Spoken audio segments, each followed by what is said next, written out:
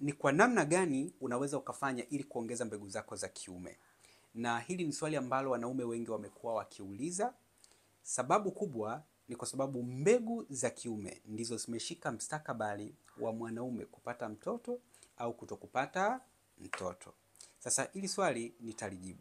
Sasa kabla sijaendelea, ni hivi: mbegu za mwanaume zinazalishwa kwenye korodani kila siku, na hizi mbegu ili zikomae zinachukua siku 60 mpaka siku 70, takriban kama miezi miwili mpaka miezi mitatu. Sasa tuangalie kwanza nini kinachosababisha mbegu zako zizalishwe kwa kiwango kidogo.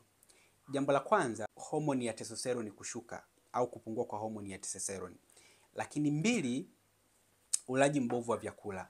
Labda unavuta sigara, unakunywa pombe kupita kiasi, unatumia sana vyakula vya mafuta mengi, unatumia sana vyakula vya sukari nyingi. Lakini sababu nyingine ni magonjwa, hasa magonjwa ya zinaa. Lakini pia hali hii inaweza kusababishwa na tabia ambazo umekuwa ukizifanya, mfano kufanya masturbation kwa muda mrefu. Hii inaweza ikaathiri pia utengenezaji mzuri wa mbegu za kiume. Lakini pia inaweza ikasababishwa na hali ya kutokupata usingizi wa kutosha. Alafu bado inaweza kusababishwa na ile hali ya msongo wa mawazo, una matatizo ya kisaikolojia. Hivi ni vitu ambavyo vinapelekea kwa kiwango kikubwa utengenezaji mdogo wa mbegu zako za kiume. Sasa twende moja kwa moja, namna gani ufanye ili kuongeza mbegu zako za kiume. Jambo la kwanza, kwanza pata muda mzuri wa kulala. Unavyojipa muda mzuri wa kulala angalau masaa 7 au masaa 8, inasaidia kuongeza uzalishaji mwingi wa homoni ya testosterone. Hali inasaidia kutengeneza mbegu nyingi. Okay? Lakini jambo la pili ni fanya mazoezi. Mazoezi ni moja ya jambo kubwa ambalo lina support zaidi katika utengenezaji mzuri wa mbegu za kiume. Lakini jambo lingine ni kwamba tumia mboga za majani, lakini pia tumia matunda.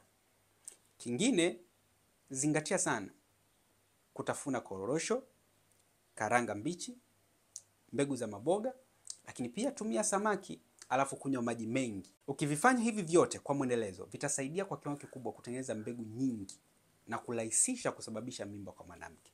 Sasa ikiwa kama una wasiwasi na mbegu zako za kiume, labda umekaa muda mrefu haujasababisha mimba mpaka sasa, nenda hospitali kafanye vipimo vya semen analysis ili kujua uwezo wa mbegu zako za kiume kusababisha mimba kwa mwanamke.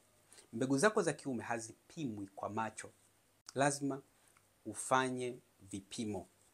Karibu.